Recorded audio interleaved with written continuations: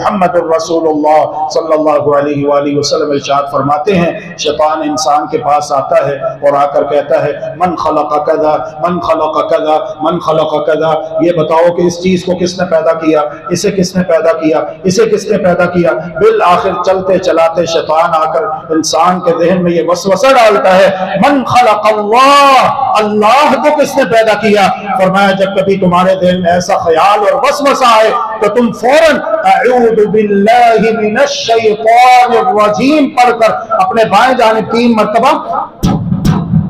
ایسے دھتکار دو اور کہو آمنت باللہ ورسولہ، اور پڑھو اعوذ باللہ من الشیطان الرجیم بسم اللہ الرحمن الرحیم قل هو اللہ احد اللہ الصمد